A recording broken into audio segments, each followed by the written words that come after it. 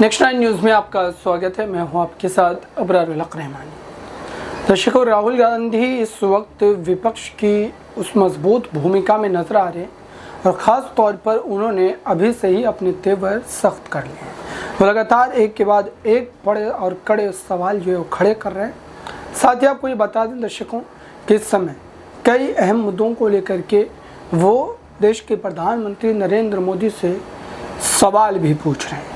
आपको बताएं कि इस समय जो सबसे अहम तरीन मुद्दा पेपर लीक का है, चाहे वो नीट की परीक्षा में हुए घोटाले को लेकर के हो या फिर यूजीसी नेट की परीक्षा को रद्द किया जाना हो, जिसमें 9 लाख विद्यार्थियों ने जो है परीक्षा दिया था।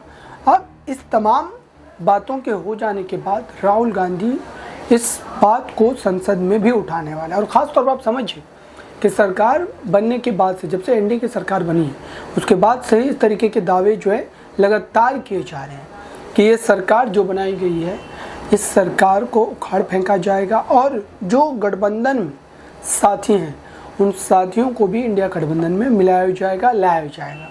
इस तरीके की चर्चा, इस तरीके के दावे तो आपने बहुत सारे सुने होंगे, लेकिन सवाल ये है कि आखिरकार यूजीसी नेट की परीक्षा को रद्द करना, और ख़ास तौर पर आप देखिए कि परीक्षा के होने के बाद रद्द किया गया। इस परीक्षा को पहले ही रद्द किया जाना चाहिए था अगर इस तरीके की इनपुट्स आ गई थी कि इस पूरे मामले पर जो है कहीं ना कहीं गड़बड़ घोटाले की खबरें हैं। सवाल ये है कि आखिरकार जो विद्यार्थी लगातार कई वर्षों से तैयारी कर रहे थे, आखिरकार उनकी परीक्षा देने के बाद उनको हासिल क्या हुआ, और क्या ये परीक्षा मात्र कुछ जो है दिनों के भीतर कंडक्ट करवाई जा सकती है? इसका जवाब ना में ही है।